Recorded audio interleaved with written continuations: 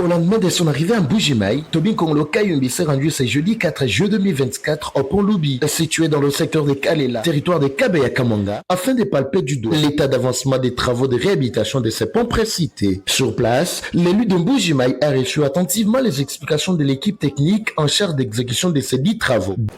La méthodologie de construction des tançons ainsi, quand bien même il avait des boulons pour fixer, il mettait encore le point de soudure. Donc c'était un pont condamné. L'ancien, oui, il était condamné.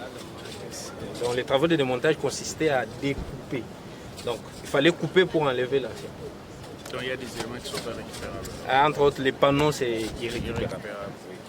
10 jours suffisent amplement pour que l'accès soit donné aux usagers des petits tonnages, à en croire l'équipe technique de l'Office des routes. Satisfait de l'exécution de ces travaux dans le délai, Toby Kayumbi salue l'engagement et la promptitude de l'Office des routes. Nous avons fourni les efforts, nous avons eu l'opportunité d'aller voir le ministre des Infrastructures et Travaux publics, bien sûr en qualité de l'élu du Kasaï oriental, pour plaider la cause de relance des travaux et la réhabilitation de ces ponts. 45 jours ont été donnés, une durée pour les travaux initiaux, s'il faut les appeler ainsi, mais qui ont connu un petit retard parce qu'il y a les éléments des ponts qui devaient être ramenés de Kinshasa vers ici. Un problème de logistique, ce qui est tout à fait normal, mais nous pouvons vous dire qu'au jour d'aujourd'hui, ce que vous voyez derrière nous, tout ce qui a été fait, c'est un travail de 2 semaines seulement. Donc ici, je voudrais saluer l'équipe de l'Office de route, en commençant par son directeur provincial, ainsi que ceux qui l'accompagnent, les ingénieurs qui sont à mes côtés. Nous sommes satisfaits de l'avancement des travaux et nous pouvons encore une fois de plus apaiser la population est-kassaïenne